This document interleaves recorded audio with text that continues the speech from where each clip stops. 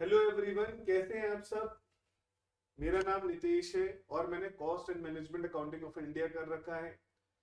Class 12th के exam लिखने के बाद आप मेरे सामने हैं और आप सब ने एक प्रोफेशनल कोर्स चूज किया है, cost and management accounting of India.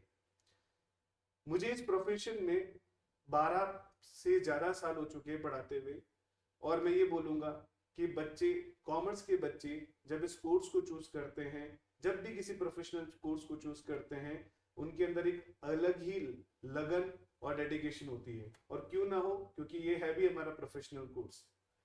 बोलते हैं जब जन्म होता है बच्चे का, तब माँ बाप उनका नाम रखते हैं और प्रोफेशनल कोर्स चूज करके बच्चे इसी नाम को वापस और खूबसूरत बना देते हैं अपने नाम के आगे सी ए सी एस या सी एम ए लगा के। आप लोगों की इस जर्नी में मैं आप लोगों के साथ हूं। आप लोगों का थोड़ा डेडिकेशन ज्यादा, क्योंकि क्लास 12th से अब आप लेवल अप हो चुके हो, एक प्रोफेशनल कोर्स की तरफ हो। प्रोफेशनल कोर्स में थोड़ा डेडिकेशन ज्यादा चाहिए होता है, थोड़ी सक्सेस ज्यादा चाहिए होती है, और सक्सेस तभी मिलती है जब हार्ड वर्किंग होंगे हम। बोलते हैं पहली जीत शानदार होनी चाहिए, और पहली जीत अगर अच्छी हो गई तो आगे की सारी जीत एकदम मस्त होती चली जाएगी। आप सबकी पहली जीत फाउंडेशन होगी, और आप फाउंडेशन के लेक्चर ही मेरे सामने देख रहे हैं, और फाउंडेशंस के लेक्चर्स को आपको अटेंड करना है। फाउंडेशंस के लेक्चर्स जो लेक्चर्स हैं, उसी लेक्चर्स को हम आज डिस्कस करने वाले हैं। और सीएमए फाउंडेशन में मैं आप लोगों को पढ़ाने वाला हूं अकाउंटेंसी। सुन के बच्चे थोड़े घबरा जाते हैं, बट मैं बड़ा इंटरेस्टिंग तरीके से आपको पढ़ाने की कोशिश करूंगा और आप लोगों का सहयोग चाहूंगा। मजेदार हम बनाएंगे, चिंता नहीं करिए। अभी तक का आपका अकाउंट्स का एक्सपीरियंस कैसा था मुझे नहीं पता, बट मेरी तरफ से दी बेस्ट मैं आप लोगों को प्रोवाइड करने वाला हूँ, एकदम easily with the practical knowledge and applicability, और मस्त तरीके से सारे अच्छे अच्छे एग्जांपल्स के साथ। तो चलो शुरू करते हैं, हमारे फाउंडेशन के कोर्स को डिस्कस करते हैं। बट उससे पहले मैं आपको बोल देता हूं कि जो बच्चे कॉमर्स बैकग्राउंड से नहीं है, उन्हें घबराने की बिल्कुल भी जरूरत नहीं है, क्योंकि हमारी सीएमए इंस्टीट्यूट ने सिलेबस इतना प्यारा और इतने अच्छी तरीके से डिजाइन किया है कि आपको बिल्कुल भी 1% भी चिंता करने की जरूरत नहीं है। यहाँ क्लास 11 और क्लास 12 दोनों का कंटेंट देखने को मिलेगा, और बेसिक से पूरा अकाउंट्स हम पढ़ने वाले हैं। तो जो बच्चे यहाँ पे सीएमए फाउंडेशन को ज्वाइन कर चुके हैं बट कॉमर्स स्ट्रीम से नहीं है, उनको बिल्कुल घबराने की जरूरत नहीं है। आप लोगों को बिगनिंग से सब कुछ प्यार से और आराम से सिखाया जाएगा। आप लोगों को बस ध्यान देना है थोड़ा सा। और जो कॉमर्स से हैं वो तो ऑलरेडी एक्सपर्टाइज लेके बैठे, बस क्लास 11 थोड़ी मजे से निकलती है, क्लास 12 थोड़े प्रेशर से निकलती है। तो कुछ चीजें हम यहाँ पे बहुत डिटेल में जाने वाले हैं, तो आप लोगों का पूरा कॉपरेशन चाहिएगा ताकि हम और अच्छे से प्रिपरेशन कर पाए। रही बात कंटेंट एंड सिलेबस पार्ट की, तो आप लोगों का कंटेंट एंड सिलेबस पार्ट ये आपका मॉड्यूल है। मॉड्यूल के पिक्चर में आपका पेपर नंबर 2 जो रहने वाला है वो रहने वाला है fundamental of financial and cost accounting, जैसा कि आपको स्क्रीन पे दिख रहा है। सिलेबस स्ट्रक्चर की बात करें तो सिलेबस स्ट्रक्चर में बोला गया है अकाउंटिंग फंडामेंटल्स जो हमारा रहने वाला है वो 30% रहने वाला है, जिसका मतलब जो बेस ऑफ अकाउंटिंग है पूरा का पूरा, जिसके अंदर हम लोग सब बेसिक प्रोसेस सीखेंगे, क्या वो प्रोसेस होगा वो भी हम अभी डिस्कस करने वाले हैं, वो 30% वेटेज रखेगा। 70% आपका special transaction and final account preparation रहने वाला है 25%। जैसा कि हमारा कोर्स का नाम ही cost and management accounting of India है, तो ये कॉस्टिंग पार्ट तो थोड़ा देना चाहेंगे। और यहाँ पे फाउंडेशन लेवल पे इन्होंने कॉस्टिंग पार्ट को इंट्रोड्यूस किया है, और फंडामेंटल ऑफ कॉस्ट अकाउंटिंग को यहाँ पे डाला है 30% वेटेज के साथ। हम लोगों का इसमें न्यूमेरिकल पार्ट बहुत लीस्ट रहने वाला है, हम कॉस्ट शीट सीखेंगे इसके अंदर, बाकी पूरा थ्योरेटिकल पार्ट रहेगा। मतलब खाना बनाने से पहले, और अच्छा और यमी खाना बनाने से पहले उसकी अच्छे से रेसिपी आनी चाहिए, तभी उस खाने का टेस्ट और अच्छा होता है। तो यहाँ पे सीएमए इंस्टीट्यूट ने आपको अच्छा सा खाना यानी कि अच्छे से कॉस्टिंग के फैक्टर्स को समझने के लिए आपको यहाँ पे फंडामेंटल ऑफ कॉस्ट अकाउंटिंग के बारे में बताया है। एक न्यूमेरिकल पार्ट रहेगा, जो कॉस्ट शीट रहेगा वही हमारा इसमें न्यूमेरिकल सेगमेंट रहने वाला है, बाकी थोड़ा पार्ट ऑलमोस्ट थ्योरी कंटेंट करेगा इस फंडामेंटल ऑफ अकाउंटिंग में। As you can see Part A will be a 70% weightage and part B will be a 30% weightage. 70% weightage for the accountancy, 30% weightage for the costing segment. If I talk about detail in syllabus, syllabus का पूरा detail structure देखेंगे तो structure में देखो क्या दे रखा है. Section a fundamental of financial accounting, जिसके अंदर आप लोगों को मॉड्यूल 1 दैट इज आपको फंडामेंटल्स यानी बेस, जैसा कि मैंने आप लोगों को बोला कि यहाँ कोई भी स्ट्रीम के बच्चा बैठा है तो उसको घबराने की बिल्कुल जरूरत नहीं है, क्योंकि ये कोर्स इस तरह से डिजाइन है कि बिगनिंग से एंड तक आपको सब कुछ वापस रिकॉल करवाएगा. जैसा फर्स्ट दे रखा है कि फ्रेमवर्क ऑफ अकाउंटिंग क्या होता है, accounting principles, concepts and conventions, capital receipts, revenue receipts और capital expenditure and revenue expenditures. Then after accounting cycle, that is double entry system, charts of accounts, conditions or analysis of transactions, double entry system, books of original entry, subsidiary books, finalization of accounts. ये सारा segment हमारा accounting cycle के अंदर आता है. Then after journal entries के बाद ledger posting के बाद trial balance, फिर उसके बाद आपका cash book, bank book, petty cash book, cash book, a part of that bank reconciliation statement and trial balance. ये वाला पार्ट हमने क्लास 11th में किया था और हम वापस इसको डिटेल में करेंगे with examination and competition point of view. Then after अगर हम बात करें ट्रायल बैलेंस के बाद तो adjustment and rectification of error, yes might be your favourite topic और नॉट, बट मैं इसको फेवरेट बना दूंगा आप लोगों का. That is rectification of error, depreciation and accounting for bad debts and provision for doubtful debts. ये सारे टॉपिक्स हमारे रहने वाले हैं मॉड्यूल 1 में. मॉड्यूल 2 हमारा नया रहने वाला है, पर मॉड्यूल 2 से पहले मैं आपको मॉड्यूल 3 दिखाता हूँ जो इंटरकनेक्टेड है मॉड्यूल 1 के साथ. That is preparation of final account of sole proprietor, that is income statement and balance sheet, that is preparation of trading PNL and balance sheet. अगर यहीं पे हम लोगों को एक और चीज नहीं देखने को मिलेगी, that is not for profit organisation. ये टॉपिक नया रहने वाला है. एनजीओज जिनका ऑब्जेक्टिव प्रॉफिट अर्न करना नहीं होगा, वो लोग अपनी बुक्स ऑफ अकाउंट्स को किस तरह से मेंटेन करेंगे वो भी हम यहाँ पे सीखने वाले हैं. तो हाँ, कुछ नया पार्ट हम देखेंगे यहाँ पे. That is preparation of reception payment, preparation of income and expenditure account and balance sheet. उसके अलावा अब ये भी हमारा मॉड्यूल 2 भी हमारा पूरा का पूरा न्यू रहने वाला है. That is consignment, joint venture and bills of exchange. Consignment में कंसाइनमेंट किस तरह से वर्क करता है, जॉइंट वेंचर का segment and bills of exchange, ये तीनों ही टॉपिक हमारे नए रहने वाले हैं. तो इन शॉर्ट काफी कुछ नया और काफी कुछ पुराना हम पढ़ेंगे, बट उनका लेवल थोड़ा सा अलग होगा क्योंकि हम लोग बेस से अबव चल रहे हैं. फिर मॉड्यूल जो मैंने आप लोगों को बोला कि cost and management accounting of in India है, तो कॉस्टिंग फैक्टर थोड़ा बहुत तो सिखाएगा.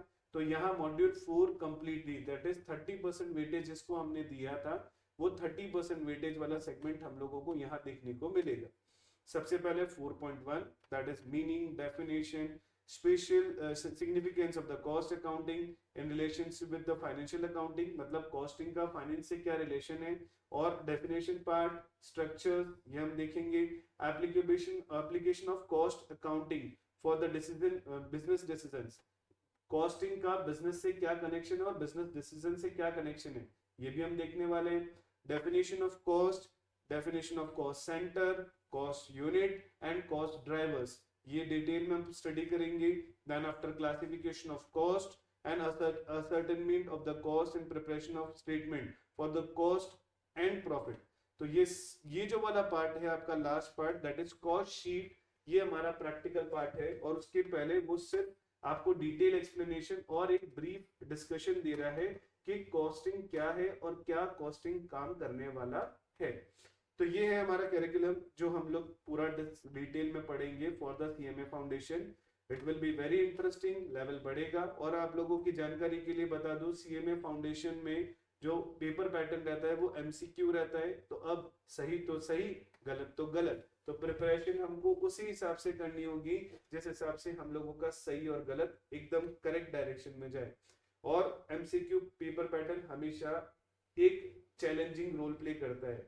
जैसे क्लास 12th के बच्चों के मैक्सिमम अगर मार्क्स डिडक्शंस होते हैं वो एमसीक्यू पार्ट में, क्योंकि ऑब्वियस है राइट तो राइट, रॉन्ग तो रॉन्ग. स्टेप मार्किंग में फिर भी नंबर कुछ मिल जाते हैं, सब्जेक्टिव पार्ट में फिर भी कुछ चला जाता है. बट जब एमसीक्यू की बात आती है तो ओनली दो ऑप्शन है, राइट और रॉन्ग। सो हमारी प्रैक्टिस सेशन यहाँ पे बढ़ने वाली है। तो ये था हमारा पूरा मॉड्यूल कंटेंट जिसके अंदर हम लोग डिटेल में स्टडी करेंगे, और सेक्शन ए से हम लोग आज ही शुरू करने वाले हैं, क्योंकि बोला गया काल करे सो आज कर, आज करे सो अब। तो हम बिना देरी किए कंपटीशन की तैयारी के लिए शुरुआत करने जा रहे हैं। So all the very best to you all. I will be a part of your journey. Put your doubts very easily, be a friend and ask anything whenever whatever you feel that it is creating a doubt। And हाँ, motivation खुद को जिंदा रखना पड़ेगा और मैं motivate करने के लिए हमेशा रहूंगा। सो कंपटीशन एग्जाम है, चूज किया है, डेडिकेशन के साथ लगे रहना जब तक अपना मोटिव अचीव नहीं कर लो। यू नो ना, you need to create CMA। किसके नाम के आगे? आपके खुद के नाम के आगे। तो you need to be very very very hard working. Starting with the base, क्योंकि सबसे पहले इंपॉर्टेंट होता है बेस। अगर आप लोगों का बेस क्लियर नहीं होगा तो सबसे बड़ा दिक्कत बेस पे ही जाएगा। तो अगर हम बात करेंगे बेसिक्स पे, और आज हम बेसिक्स को ही शुरू करने वाले हैं।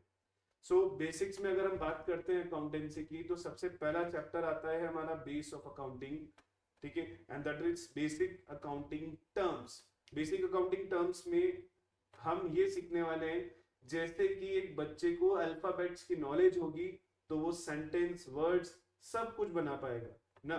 तो वैसे ही हमको हमारे अकाउंट्स के अल्फाबेट्स यानी कि हमारे बेसिक टर्म्स के बारे में पता होना चाहिए, तो हम अच्छे से अकाउंटिंग को स्मूथली समझ पाएंगे।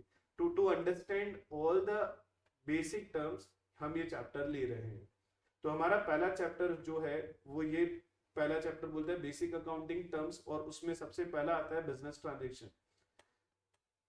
ये तो बाद में पढ़ेंगे, हम आपसे एकदम बेसिक से चीज पूछते हैं। जैसे फॉर एग्जांपल बचपन में सबने अकाउंट्स किया है, थोड़ा थोड़ा किया है, बट वो अकाउंट्स नाम दे दिया गया जिसके कारण थोड़ा सा हैवी लगता है। जैसे फॉर एग्जांपल आप बचपन में, क्या अभी भी करते ही होंगे, मुझे भी बोलते मम्मी, आपको भी बोलते होंगे मम्मी कि जाओ ये रुपए लो, ठीक है। हमको बोला जाता है डायरेक्टली लेके आओ, और तुम लोगों को बोला जाता है जाओ ये रुपए लो, और वहां लालच लगता है, इसमें कुछ ना कुछ हम मैनिपुलेशन करेंगे, कुछ हमारी पॉकेट में जाएगा और कुछ मम्मी का सामान आएगा।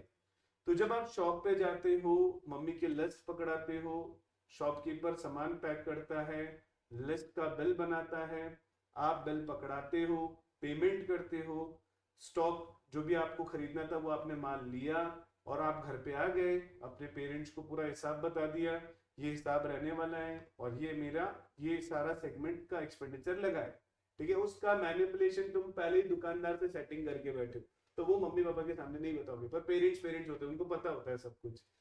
So if I talk about this, तो यहाँ पहला ही वही सेगमेंट है कि जो आप शॉप पे चढ़े, जो आपने शॉपकीपर के साथ किया, वही बिजनेस ट्रांजेक्शन है। देखो क्या लिखा है, a business transaction is an economic activity of an business that change its financial position. Whenever any business transaction take place, it result in a change in value of some of the assets and liability and capital. आराम से पढ़ते हैं बिना complicated किए, ठीक है। Business transaction picture दिख रहे हैं, पार्टी 1, पार्टी 2। पार्टी 1 में आप हो, पार्टी 2 में शॉपकीपर है, आप शॉप के पास गए, शॉपकीपर के पास गए, लिस्ट पकड़ाई, that is party 2 is the shopkeeper, और आपने पैसे दिए, स्टॉक लिया, और जैसे ही आपने स्टॉक लिया आप अपने घर पे आ गए, और बिजनेसमैन अपनी बुक्स में उसको क्या करेगा, ट्रांजैक्शंस को रिकॉर्ड करेगा, that is recording in the books of account. अब रिकॉर्ड कैसे करेगा कि जैसे फॉर एग्जांपल आपने पूरा माल लिया 10,000 का, you have purchased the goods worth ₹10,000, आपने 10,000 का माल लिया, वो 10,000 रिकॉर्ड करेगा, 10,000 गुड्स सोल्ड फॉर कैश, रोकड़ पे बेचा तो रोकड़, उधार हुआ तो उधार। पर क्या वो 10,000 का ही माल था? My question to you all is, क्या वो माल, क्या वो स्टॉक, क्या वो जो भी आपने गुड्स खरीदे थे, क्या उसने भी अगले पार्टी से 10,000 में लिए थे? तो फिर बिजनेस करने थोड़ी ना बैठे बेटा, हम तो सेवा करने बैठे, ऐसा तो हो ही नहीं सकता।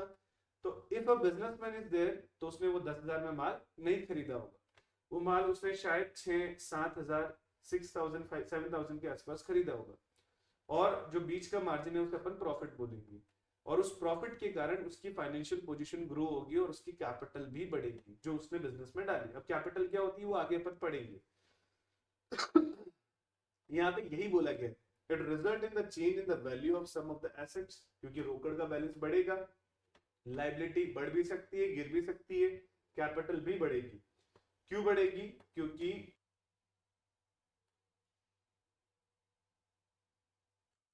क्यों बढ़ेगी? क्योंकि उसकी कैपिटल में इंक्रीमेंट हुआ है। जैसे फॉर एग्जांपल, अगर उसने गुड्स खरीदे, उसने मान लो बिजनेस स्टार्ट किया था, he started his business with worth rupees 1 lakh. मान लो उसने बिजनेस शुरू किया था 1 लाख के साथ, होता नहीं आजकल बिजनेस कोई भी 1 लाख में, एक एग्जांपल लेते हैं, और उसने पूरे 1 लाख का स्टॉक खरीदा और उस स्टॉक को उसने सेल कर दिया, मान लो फॉर एग्जांपल 1,50,000 कैश में। हाँ, तो अब बताओ मुझे, आपकी कैश कितने से रेज हुई? 50,000 से। और प्रॉफिट होने के कारण अब आपके बिजनेस में पैसा 1 लाख की जगह कितना हो गया? 150। इसका मतलब आपकी इनिशियल जो बिजनेस में कैपिटल इन्वेस्टेड थी वो भी 1 लाख की जगह कितनी हो चुकी है? 150। करेक्ट ना? तो ये एक्सपांशन, प्रॉफिट हुआ तो बढ़ गया, लॉस हुआ तो गिर गया। तो यहाँ पे वो लाइन यही बोलना चाहती है कि whenever any business transaction take place, कोई भी बिजनेस का ट्रांजेक्शन होगा, ये जरूरी नहीं है सिर्फ सेल का ट्रांजेक्शन हो, परचेज का भी हो सकता है, सैलरी पेड भी हो सकती है, इलेक्ट्रिसिटी बिल पेड भी हो सकते हैं, बहुत सारे ट्रांजेक्शन होते हैं बिजनेस में। तो जो भी बिजनेस ट्रांजेक्शन होंगे वो इफेक्ट्स देंगे। किस पे इफेक्ट देंगे? या तो एसेट्स पे, या लाइबिलिटी पे, या कैपिटल पे। बात समझ में आ रही है? ये है था हमारा बिजनेस ट्रांजेक्शन। अब बिजनेस ट्रांजेक्शन के बाद आते हैं इवेंट्स। इवेंट्स क्या होते हैं और बिजनेस ट्रांजेक्शन क्या होते हैं वो भी अपन क्लियर करेंगे, पर पहले इवेंट समझते हैं। इवेंट इज द कॉन्सिक्वेंसेस और रिजल्ट ऑफ अ ट्रांजेक्शन। जो ट्रांजेक्शन बिजनेस के साथ हुआ है उसके कॉन्सिक्वेंसेस या उसके result at the end business को क्या झेलने पड़े, क्या इफेक्ट पड़ा, वो हमारा इवेंट कहलाता है। जैसे फॉर एग्जांपल इसने क्लियर किया है कि transactions are investment of rupees 5 lakh in a business, purchasing of goods for 4 lakh, or making the cash sales of 3 lakh 80,000, payment of go down rent of 20,000। ये सारे business transactions हैं। अब events क्या हो गया? Profit of 60,000 computed as under, हमने जो माल बेचा था 3,80,000 का, उसकी कॉस्टिंग थी फॉर एग्जांपल 4 लाख का माल, 4 लाख का 3/4 गुड्स हमने सेल किया था, 3/4, तो 3 लाख का माल बेचा, उसका गोडाउन रेंट 20,000 था, तो जो माल हमने 320 का था वो हमने बेच कितने में दिया? 380 में। तो हमने प्रॉफिट कितने का किया? 60,000 का। ये जो कॉन्सिक्वेंसेस हुए सेल का, फाइनल रिजल्ट हमारे बिजनेस पे क्या इफेक्ट पड़ा, 380 के माल को जब हमने बेचा, 380 के गुड्स को हमने जब बेचा, हमारे बिजनेस पे कॉन्सिक्वेंसेस ये हुआ कि हमारे बिजनेस को 60,000 का प्रॉफिट हुआ। तो दैट 60,000 का प्रॉफिट इज इवेंट, जो इवेंट प्रॉफिट के नाम से जाना जाएगा। वैसे ही देखो, closing inventories of 1 lakh was computed as follows. अब कैसे निकालें? भाई साहब आप ही ने बोला 4 लाख के माल का 3/4 माल बेचा था और 3/4 गुड्स सेल किया, तो बचा कितना? 1/4। 3 लाख का 1/4 कितना होता है? 1 लाख। सीधी कैलकुलेशन दे रखी है। ये भी अगेन आपके इवेंट्स के सेगमेंट में आएगा। कैश सेल्स दे रखा है कितने का, कैपिटल कंट्रीब्यूट कितनी की थी? 5 लाख की। देन आफ्टर कैश से पैसा कितना आया? 380। पेमेंट कितना कर दिया? 420। कैश बचा कितना? 460। ये हमारा कैश पे इफेक्ट पड़ा। कैपिटल पे क्या इफेक्ट पड़ा? 60,000 का प्रॉफिट। जो कैपिटल बिगनिंग में कितनी थी? 5 लाख। प्रॉफिट के कारण अब कैपिटल 5 लाख प्लस 60,000, क्योंकि प्रॉफिट ओनर का था तो ओनर को ही मिलेगा। तो 5 लाख प्लस 60,000, ना ओनर की कैपिटल कितनी हो गई? 5,60,000। ये है हमारे business transaction. So be clear, there is a difference between events and business transaction. ये थे जो हमारे बिजनेस के साथ हुए, उन्हें हम बिजनेस ट्रांजेक्शन बोलेंगे। उन ट्रांजेक्शंस का इफेक्ट एट द एंड हमारी एसेट्स, लायबिलिटी और कैपिटल पे क्या पड़ा, उसे अपन क्या बोलेंगे? इवेंट्स बोलेंगे। ठीक, ये हमारा सारा सेगमेंट आने के बाद अगर हम बात करते हैं तो नेक्स्ट आता है हमारा अकाउंट, जिसके अंदर हम बुक्स ऑफ अकाउंट्स को, जिसके अंदर हम प्रॉपर्ली सारी चीजों को रिकॉर्ड करेंगे। जैसे कि आपने अपने बिजनेस में, आसपास में, अपने घर में या अपने रिलेटिव्स में देखे होंगे कि पुराने टाइम में भी लोग जैसे बही खाते लेके बैठते थे, और अभी नए लोग क्या करते हैं?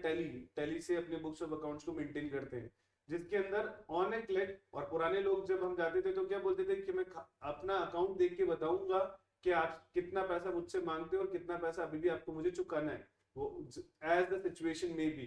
ठीक है, तो वो बुक्स ऑफ अकाउंट्स को खोलते थे, फिर उसके अकाउंट नंबर को जाके चेक करते थे, फिर देखते थे कि भाई साहब आपका इतना पेमेंट बाकी है और इतना पेमेंट आपको देना है। ठीक है, तो वो प्रॉपरली जब बुक्स मेंटेन करते थे तभी बुक्स ऑफ अकाउंट्स के बेसिस पे वो रिजल्ट दे पाते थे।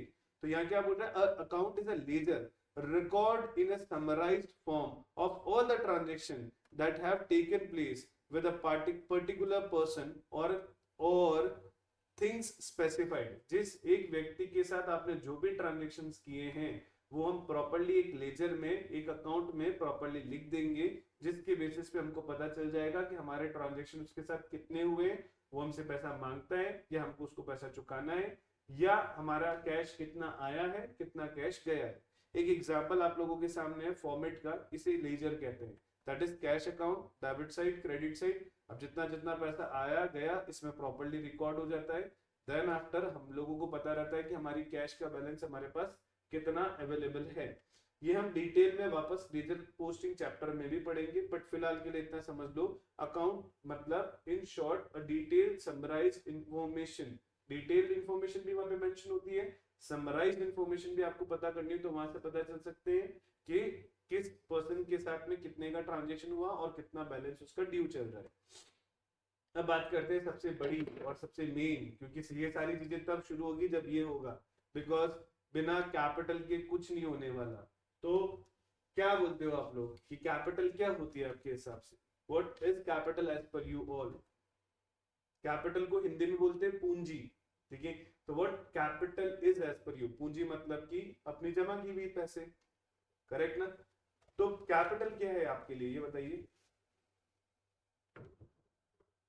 द कैपिटल, हाँ अलग अलग आंसर है। कैपिटल का मतलब होता है कि सर जिसके साथ हम बिजनेस शुरू कर रहे हैं, ठीक है, वो कैपिटल है। हमने जिस पैसे के साथ बिजनेस शुरू किया वो कैपिटल है। बिजनेस की स्टार्टिंग में जो 5 लाख 10 लाख डाला वो कैपिटल है, करेक्ट। बट मैं इसको एकदम समराइज्ड वे में बोलूंगा, एनीथिंग एनीथिंग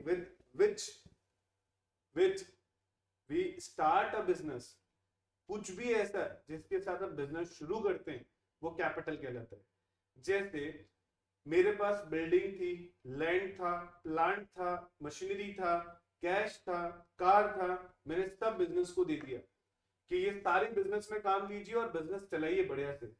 तो जो भी मैंने cash, building, plant, machinery, car, cash business को दिया, जिस वैल्यू का दिया, वो सारी वैल्यू क्या कहलाएगी? सम अप करने के बाद कैपिटल कहलाएगी। ठीक है, तो anything with which we have started a business is called capital. मैं इसको सिर्फ कैश नहीं बोलूंगा, किसी भी चीज, किसी भी वस्तु, किसी भी कैश के साथ आपने जो बिजनेस शुरू किया, वो सारा जो बिजनेस में आपने डाला इनिशियल स्टेज पे, उसको अपन क्या बोलेंगे? कैपिटल। इनिशियल स्टेज पे जो डाला और बाद में जो डाला जाएगा वो क्या कहलाएगा? एडिशनल कैपिटल कहलाएगा।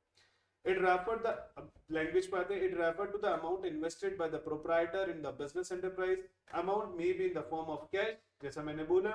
Goods मतलब कि स्टॉक भी डाल सकते हैं जिस चीज का बिजनेस शुरू करना है, और एसेट, क्योंकि मैंने अभी आपको नाम बोले थे, प्लांट, मशीनरी, फर्नीचर, फिक्सचर, ये सब एसेट होती है। मेरी संपत्ति थी जो मैंने किसको दे दी? व्यापार को दे दी, बिजनेस को दे दी कि आप बिजनेस करो, तो ये क्या कहलाएगा? सारा जिसके साथ हमने बिजनेस शुरू किया वो कैपिटल कहलाएगा। और आपके सामने एक इक्वेशन भी दे रखी है, capital is equal to assets minus liability. इसको हम डिटेल में आगे भी पढ़ेंगे, बट फिलहाल के लिए इस इक्वेशन को इंपॉर्टेंट इक्वेशन समझेंगे। ठीक है, और इसने इस कैलकुलेशन को भी वापस समझाया। अच्छा, कैपिटल का दूसरा तीसरा नाम क्या होता है? ओनर्स इक्विटी भी होता है, नेट वर्थ भी होता है, और नेट एसेट्स भी होता है, जैसा कि यहाँ पे आपको मैं हाईलाइट कर रहा हूँ। ठीक है, capital is also known as owners equity, net worth and net asset. ये था हमारा पहला part, that is called capital. अब आप मुझे बताएंगे ड्राइंग। कॉमर्स वाले बच्चों को तो अच्छा लग रहा होगा, पर बाकी बच्चे सोच रहे होंगे सर ये जो बनी हुई है या जो आप बना रहे हो, ठीक है, वो भी हमारी ड्राइंग ही है। वो दिन गए, अब आप बच्चे नहीं हो और कॉमर्स में ड्राइंग का मतलब कुछ और है। ठीक है, जोक्स अपार्ट, ड्राइंग मतलब क्या हो गया भाई बताओ मुझे? मेरा, अगर मैं बिजनेसमैन हूं तो मुझे मेरा बिजनेस के अलावा मुझे घर भी चलाना होगा, तो मैं घर चलाने के लिए पैसे कहां से लाऊं? मेरे पर्सनल एक्सपेंडिचर के लिए पैसे कहां से लाऊं? तो पड़ोसी से तो मांग नहीं सकता, तो मुझे बिजनेस से ही कुछ पैसा निकालना पड़ेगा मेरे डे टू डे और पर्सनल एक्सपेंसेस को मीट करने के लिए। तो जो मेरे पर्सनल एक्सपेंसेस और डे टू डे एक्सपेंसेस को मुझे मीट करने हैं, मुझे बियर करने हैं, उसके लिए मैं बिजनेस से जो पैसा निकालूंगा, ठीक है, उसे ड्राइंग कहूंगा। मतलब सर आप सिर्फ पैसा ही निकालोगे, कैश ही निकालोगे, उसके अलावा कुछ नहीं निकालोगे? नहीं नहीं। अगर मैं कपड़ा व्यापारी हूं, अगर मैं क्लोथ मर्चेंट हूं, मेरे को कुछ अच्छा कपड़ा लग गया, खुद के लिए शर्ट सिलवाने का मन हो गया, ठीक है, और मैंने शर्ट का कपड़ा कटवा दिया और उससे शर्ट सिलवा के मैंने पहन लिया, वो कपड़ा जो बिजनेस से मैंने विड्रॉ किया उसे स्टॉक कहते हैं, वो बिजनेस से मैंने मेरे पर्सनल पर्पस के लिए निकाला, उसे भी ड्राइंग कहेंगे। तो अगेन जैसे कैपिटल का मतलब हुआ anything with which we have started business, तो यहाँ पे भी जो कुछ भी आप विड्रॉ कर रहे हो वो ड्राइंग के नाम से ही रिकॉर्ड होगा। अगर आपने परचेज में से स्टॉक को आउट करवा दिया तो वो ड्राइंग के नाम से रिकॉर्ड होगा। आपने कैश विड्रॉ कर लिया तो भी ड्राइंग के नाम से रिकॉर्ड होगा। आपने बैंक से पैसा निकाला वो भी ड्राइंग के नाम से रिकॉर्ड होगा। आपने बिजनेस की कोई एसेट घर लेके चले गए वो भी ड्राइंग के नाम से रिकॉर्ड होगी। सो ड्राइंग इज, ठीक है, owners withdraw cash from the enterprise for personal use, और उसे ड्राइंग कहेंगे। इसका पैसा कौन भरेगा? मैं भरेगा। कहां से भरेगा? कैपिटल में से भरेगा। तो I will pay it from my capital, मतलब कैपिटल रिड्यूस होगा। और कैपिटल मतलब जैसा कि मैंने आप लोगों को बोला ओनर्स इक्विटी, ठीक है, जो ओनर्स की इक्विटी होगी वो हमारी क्या कहलाएगी? कैपिटल कहलाएगी, और उसी में से हम पे करेंगे, मतलब मेरी कैपिटल में से ये पैसा डिडक्ट हो जाएगा। देन बात करते हैं लायबिलिटीज की। लायबिलिटी मतलब हिंदी में बोलते हैं इसको दायित्व, दायित्व, रिस्पॉन्सिबिलिटी, ठीक है, रिस्पॉन्सिबल पर्सन, रिस्पॉन्सिबिलिटी। बहुत घर वाले बोलते होंगे ना, यू आर अ रिस्पॉन्सिबल, घर के बड़े बेटे, घर की छोटी बेटी, बड़े बेटे, झगड़े, और उसके बाद तू बड़ा है, तुझे समझदार होना चाहिए, यू आर रिस्पॉन्सिबल, करेक्ट ना? तो वैसे ही कुछ यहाँ पे बिजनेस में लायबिलिटी है। लायबिलिटी मतलब जो आपने लोगों से पैसा लिया बिजनेस करने के लिए, किसी भी पर्पज से, या पैसा या गुड्स या कोई उधारी या कोई भी तरह का डेब्ट आपने क्रिएट किया, उसे अपन लायबिलिटी बोलेंगे। It refer to the amount which the firm owns to the outsider. कहां से पैसा लिया भाई साहब? बाहर वालों से, क्योंकि खुद से जो पैसा लिया था।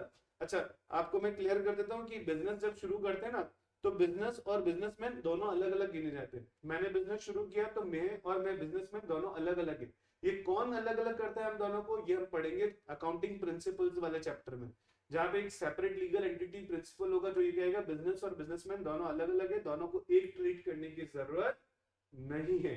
तो अब वो एक ट्रीट क्यों नहीं किया जा रहा है, किस लिए नहीं किया जा रहा है, वो हम डिटेल में वहां पढ़ेंगे। बट फिलहाल इतना समझ लो कि ओनर की इक्विटी यानी कैपिटल के अलावा अगर आपने बाहर वालों से कोई भी फंड का अरेंजमेंट किया, या कोई तरह का गुड्स स्टॉक उधार लेके आए, माल उधार लेके आए, उसे अपन लायबिलिटी बोलेंगे। It refer to the amount with which the firm owned to the outsider, accepting the amount of owned to the proprietor, क्योंकि उसको हम कैपिटल बोलते हैं। In other words, देखिए liabilities are the debt, they are the amount owned to the creditors, and this can be expressed as liability is equals to assets minus capital। अभी क्यों again formula आ गया, accounting equation का आ गया। एक बार हम assets, liability और capital तीनों को कर लेंगे, फिर इसको हम आपको नटसेल में समझा देंगे। अब लायबिलिटी कितने तरह की होती है बॉस? लायबिलिटी दो तरह की। लायबिलिटी में भी divided into two parts, internal liability and external liability. Internal liability जो कैपिटल है वो हमारी क्या है? इंटरनल लायबिलिटी है। जो एक्युमुलेटेड प्रॉफिट है वो भी हमारी इंटरनल लायबिलिटी है। इंटरनल मतलब ओनर। देखो मैं ओनर हूं, मैं बिजनेसमैन हूं, मेरा बिजनेस में पैसा लगा हुआ है, मेरे बिजनेस में जो पैसा लगा हुआ है उसको मैंने नाम दिया कैपिटल। बिजनेस ने 5 साल तक बिजनेस किया और प्रॉफिट अच्छा खासा इकट्ठा किया। अब जनरली बिजनेसमैन कभी भी बिजनेस से पूरा प्रॉफिट विड्रॉल नहीं करता, वो बिजनेस में ही रहने देता है, क्योंकि बिजनेस को ग्रो करवाना होता है। तो वो जो पैसा बिजनेस के पास इकट्ठा पड़ा है प्रॉफिट के नाम का, उसे बोलते हैं एक्युमुलेटेड प्रॉफिट। वो प्रॉफिट किसका है बॉस? मेरा, क्योंकि पैसा किसने लगाया था? मैंने। तो कैपिटल प्लस प्रॉफिट दोनों मिला के जो मेरा हिसाब बनता है, that is called internal liability. क्या कहलाती है वो? Internal liability. एक्सटर्नल लायबिलिटी, जैसा मैंने आप लोगों को बोला कि मेरे पैसे के अलावा जहां से भी पैसे उधारी मांगी है, जो भी चीज उधार ली है, जो भी अपने ट्रांजेक्शन क्रेडिट के किए हैं, वो सब एक्सटर्नल लायबिलिटी कहलाएगी. All the amount which a business entity has to pay to the outsider are known as external liability, such as creditors, bank overdraft, loan, etc. तो ये थे हमारे types of liabilities. अब liabilities may be further classified into two parts.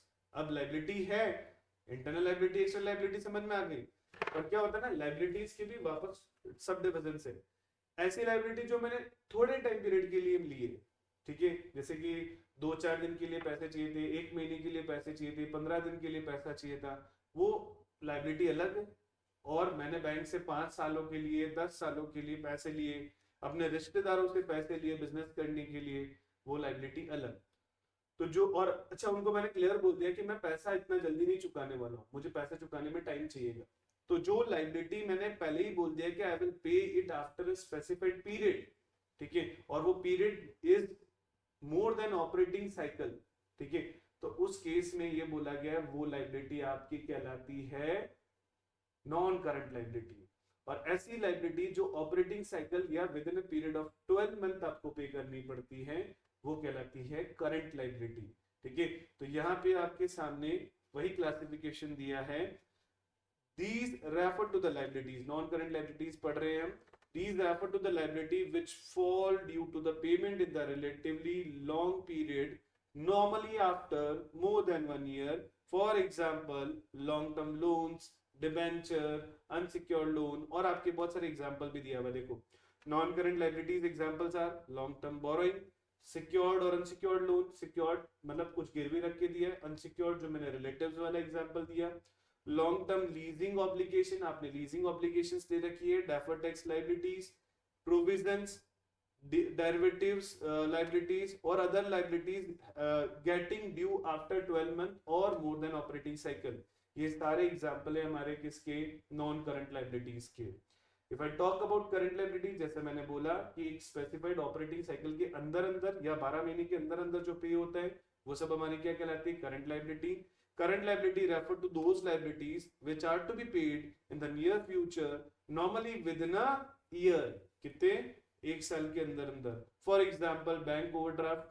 Bank overdraft सबको पता है ना, bank जो हमको सीसी लिमिट देती है, मतलब हमारे बैंक में अमाउंट नहीं है तो भी हम कुछ अमाउंट बैंक से विड्रॉ कर सकते हैं, जितनी लिमिट स्पेसिफाइड है उतनी, और उस अमाउंट को ही हम बैंक ओवरड्राफ्ट बोलते हैं. Bills payable, creditors, outstanding expenses, short term loan. सभी आउटस्टैंडिंग एक्सपेंस क्या है, समझ नहीं आया, करेंगे इसको भी डिटेल में डिस्कस.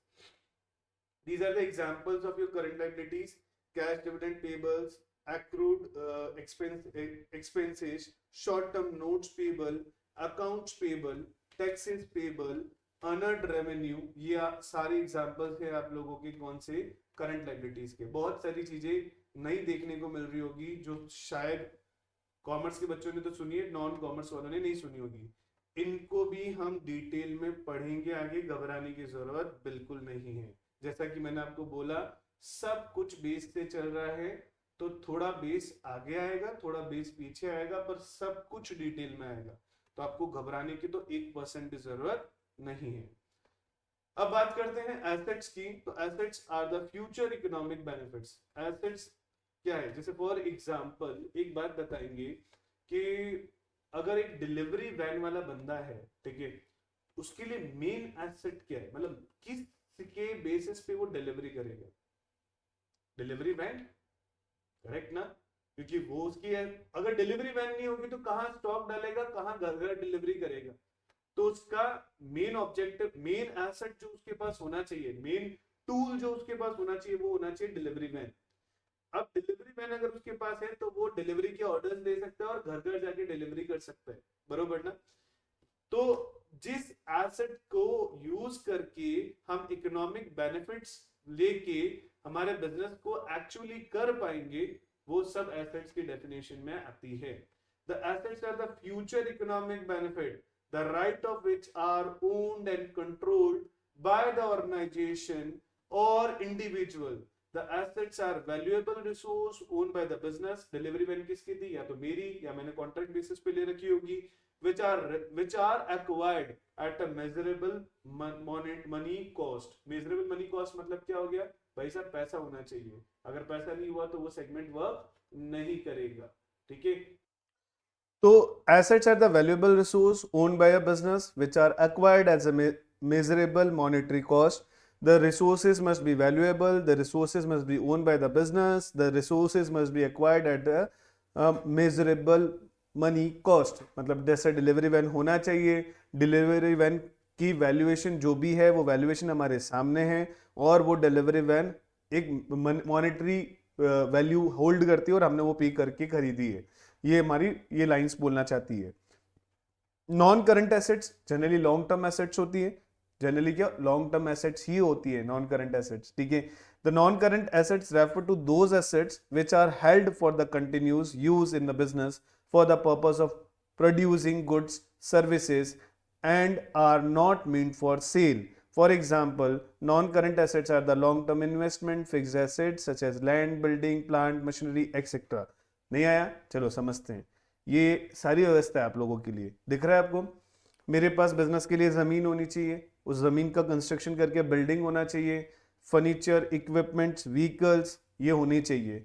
ये सारी एसेट्स को यूज करके मैं बिजनेस स्मूथली कर पाऊंगा. अच्छा, इसमें मैन्युफैक्चरिंग मशीन भी हो सकती है. अगर मैं मैन्युफैक्चरिंग यूनिट हूं तो मशीन, प्लांट, फर्नीचर का सेटअप होगा. ये सारे सेटअप के बेसिस पे मैं क्या करूंगा, अपने बिजनेस को रन कर पाऊंगा. बट ये सेटअप तो बहुत बड़ा कर दिया. ठीक है. बट बिजनेस को चलाना कैसा है, तो उसके लिए दूसरा पार्ट आता है हमारा करंट एसेट्स. ठीक है. तो current assets are those assets. देखो जैसे हमने लाइबिलिटीज पढ़ा वैसे ही एसेट्स है. लाइबिलिटीज में हमने क्या पढ़ा? नॉन करंट लाइबिलिटीज, ऐसी लाइबिलिटी जो लॉन्ग टर्म ड्यूरेशन के लिए ली गई है, वो सब क्या कहलाती है आपकी? Non current liabilities. और ऐसी लाइबिलिटीज जो शॉर्ट पीरियड ऑफ टाइम के लिए ली जाती है वो क्या कहलाती है आपकी? Current liabilities. वैसे ही ऐसी एसेट्स जो लॉन्ग टर्म पर्पस के लिए इन्वेस्ट करके बैठे हैं, ठीक है, बार बार चेंज करने की कैपेसिटी ना मेरे में, और अगर मैंने चेंज करने की कोशिश की तो मुझे नुकसान झेलना पड़ेगा, तो ऐसी लाइबिलिटीज को अपन बोलते हैं non current liability, non current assets. Sorry, ऐसी एसेट्स को बोलते हैं नॉन करंट एसेट्स. और ऐसी एसेट्स जो शॉर्ट स्पेन ऑफ टाइम में चेंज होती रहेगी, कन्वर्ट होती रहेगी कैश में, उसे अपन क्या बोलेंगे? Current assets. ठीक है. तो यहाँ पे करंट एसेट्स को एक्सप्लेन किया गया है. Current assets are those assets which are mean for the sale. ठीक है. And which the management would not want to be convert into the cash within a period of 1 year. मतलब simple शब्दों में जो एक साल के अंदर कैश में कन्वर्ट हो जाए उसे करंट एसेट्स बोलेंगे. और जिन एसेट्स का लॉन्ग टर्म इन्वेस्टमेंट पर्पस है वो सब क्या कहलाएगी? Non current assets. यहाँ आपको एग्जांपल पिक्चर्स के साथ क्लियर कर दिया गया है. Land, building, furniture, fixture, vehicle, plant, machinery, equipment, ये सब हमारी फिक्स्ड एसेट्स है. पर इन फिक्स्ड एसेट्स पे हम रॉ मटेरियल, WIP, ये सारी इन्वेंट्री वगैरह सब डाल के हम मशीन से प्रोडक्शन करेंगे, माल बेचेंगे. तो ये सारे माल बेच के जो पैसा आना बाकी है या आ चुका है वो सब हमारी क्या कहलाएगी? करंट एसेट्स कहलाएगी. तो जो इन्वेंट्री, अकाउंट्स रिसीवेबल मतलब डेटर्स जिनसे हम पैसा मांगेंगे, उधार माल बेचा तो पैसा आना बाकी है. मार्केटेबल सिक्योरिटी जिनको हमने मार्केट में इन्वेस्ट करके रखा हुआ है, जब पैसा फ्री हो या पैसा ऐसी पर्पस के लिए बैंक में रखने से अच्छा हमने शॉर्ट टर्म इन्वेस्टमेंट्स कर रखे हैं, उसे अपन मार्केटेबल सिक्योरिटीज बोलेंगे. और कैश, ये सब हमारे, और बैंक बैलेंस, ये सब हमारे करंट एसेट्स के एग्जांपल्स है. तो ये था हमारा आज का पहला लेक्चर. और इस लेक्चर के अंदर हमने बेसिक चीजें सीखी. एक बार फटाफट हम वापस रिकॉल करते हैं ताकि कोई कंफ्यूजन ना हो. तो शुरू से शुरू करें तो हम बात करते हैं. हमने सबसे पहला आइटम पढ़ा था बिजनेस के अंदर, सबसे पहले बिजनेस ट्रांजेक्शन, जहां हमने पढ़ा था दो पार्टीज के बीच में जो ट्रांजेक्शन्स हो रहे हैं. ठीक है. मम्मी ने लिस्ट भेजी सामान लेके जाने की, तो वो जो प्राइमरी सेगमेंट हुआ उसे अपन क्या बोलेंगे? Business transaction. उस बिजनेस ट्रांजेक्शन का एट द एंड बिजनेस पे इफेक्ट क्या पड़ा वो कहलाता है इवेंट.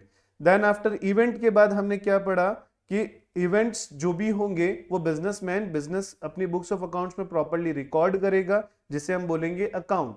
और बिजनेसमैन जिसके साथ anything with which he is going to start his business is going to be called as capital. जिस भी assets, cash, building, plant, machinery के साथ वो बिजनेस शुरू कर रहा है वो सब क्या कहलाएगा? आपका कैपिटल. बिजनेसमैन जो अपने पर्सनल पर्पस के लिए या पर्सनल ऑब्जेक्टिव्स के लिए जो भी बिजनेस से पैसा निकालेगा या गुड्स निकालेगा उसे अपन क्या बोलेंगे, ड्रॉइंग। एंड देन आफ्टर आता है लाइबिलिटीज। लाइबिलिटीज के अंदर हमने बात की दो तरह की liabilities, internal liability, external liability. Liability मतलब बाहर वालों का पैसा, इंटरनल लाइबिलिटी मतलब कौन सी लाइबिलिटी हो गई, जो कैपिटल हो गई और प्रॉफिट इकट्ठा हो गया, वो हमारा क्या कहलाएगा, इंटरनल लाइबिलिटी। एक्सटर्नल लाइबिलिटी जो बाहर वाले मुझसे पैसा मांगते हैं, ठीक है, किस बात का, या तो मैंने उनसे उधार रखा है माल स्टॉक, या हमने उधार एक पर्टिकुलर टाइम पीरियड के लिए पैसा मांग रखा है, ठीक है, उसे अपन क्या बोलेंगे, एक्सटर्नल लाइबिलिटी बोलेंगे।